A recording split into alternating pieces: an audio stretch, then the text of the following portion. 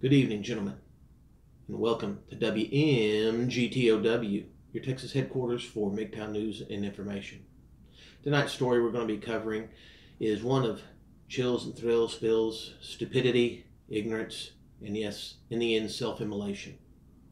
Do not worry, there's a happy ending to it. So please, without further ado, we're going to go to our man in the field, Tim. Take it away. Thanks, Doc. I'm standing here in the middle of Simp, USA at the residence of one late Yu-Gi-Oh! Zero Abs, from the spelling I get. Now, the body was found in the room right behind me just the other day, burnt and charred to a crisp.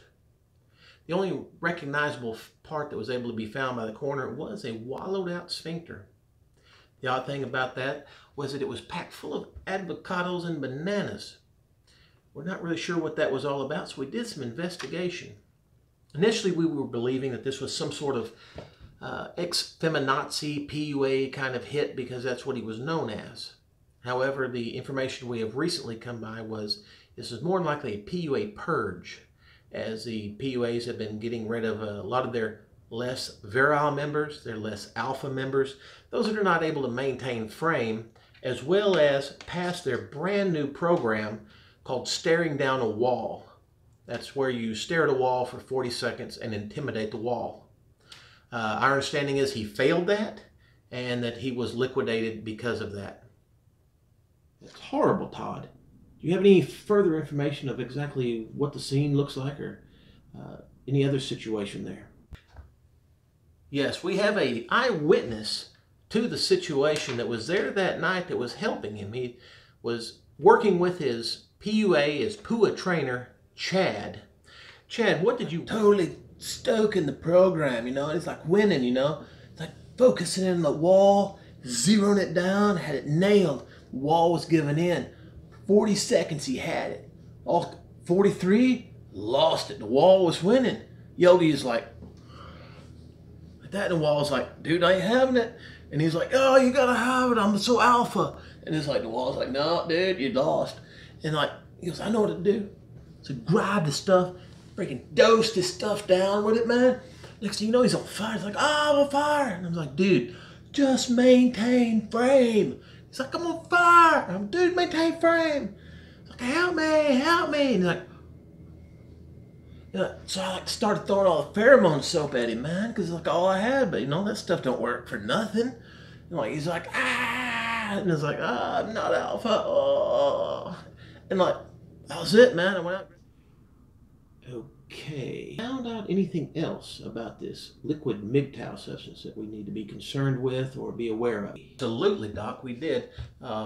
We found this container right here near the body, this liquid MGTOW. Quite a bunch of it. We're not exactly sure how a PUA was able to obtain this, but we did go ahead and contact the FDA as well as the OSHA for a material safety data sheet. And what we came across here was it is listed as a Category 1 high-level testosterone substance. Basically in any form, highest in the monk, but also in any MGTOW, it is exceedingly high levels of testosterone. And from what we can gather in the coroner's preliminary report is that this, at all circumstances, according to OSHA, any of this liquid MGTOW is not to come anywhere near estrogen, as it can self-ignite immediately. So the report that we got showed that this liquid MGTOW came into contact with this Yu-Gi-Oh! Mr. Zero Abs body, his estrogen saturated body from the report that we saw, and ignited immediately. And unfortunately, whichever way you look at, led to the ending of this story. That's great to know, Tim. We appreciate that. So now we know that it's a very volatile substance. We must be very careful what we come in contact with. And perhaps even for those out there who aren't MGTOW, that can be something that could be very dangerous to cross with. So until next time, stay safe, stay free, stay MGTOW.